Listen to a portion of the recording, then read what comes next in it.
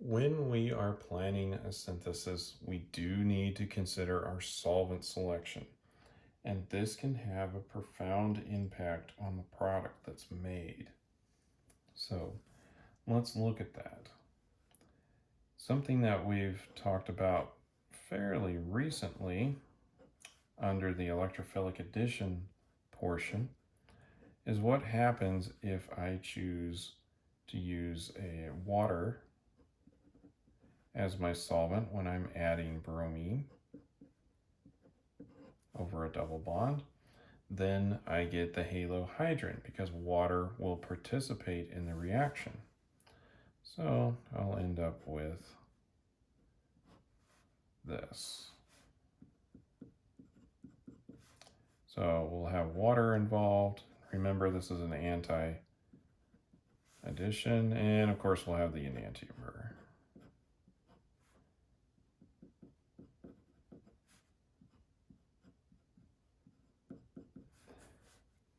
Instead, if I used a non-protic solvent like carbon tetrachloride, this will not participate in the reaction. And then I'm going to simply add bromine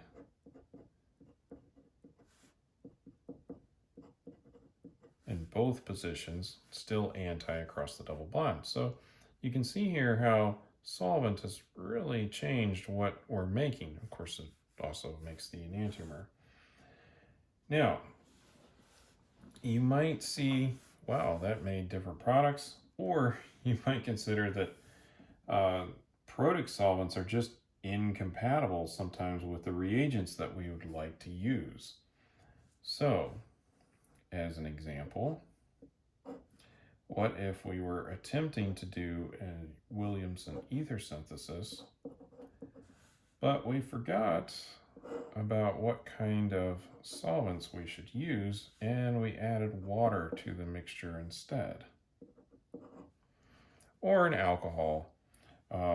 And I should preface that with saying the wrong alcohol, because it is possible to conduct this successfully in the right alcohol.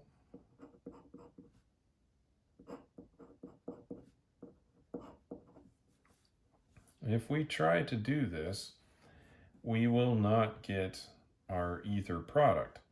Instead, this alkoxide is going to react with the water. And that's just simply because the pKa of water is bigger, or, well, water is more acidic than this alkoxide base is. So if we have this in the solution, we've got our negative charge, and we have water here. This is just going to happen, and especially with this being in a solvent quantity, what we're going to do is we're actually going to make hydroxide, and of course our protonated alcohol now be an alcohol, and then instead this is going to come over, react with our substrate, because hydroxide is a nucleophile, and we will end up with an alcohol instead of an ether. And of course we'll have our bromide. And then here's another alcohol floating around the solution. So either we need to choose an aprotic solvent like DMSO, DMF, THF, diethyl ether, something like that, or we could choose to use this alcohol.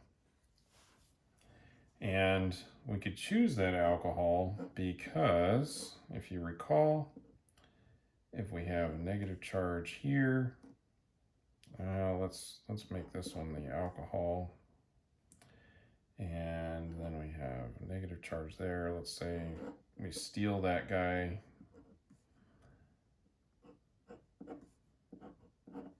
We'll have an equilibrium. We'll just move the proton over to the other alcohol, and since these are the same thing right here, we haven't really done a reaction. And so it's possible to run it in a protic solvent if you're using the alcohol of the alkoxide. If you're not, you're going to end up with a mixture or not the product that you initially desired. So solvent selection is quite important. It also is going to play a role in whether reactions happen more favorably in SN2 or say SN1. And if we want to maintain the stereochemistry, we're going to want to push these reactions into an SN2 situation. And so remember that polar aprotic solvents tend to favor SN2 reactions. So we'll have to keep that in mind when we're planning our synthesis.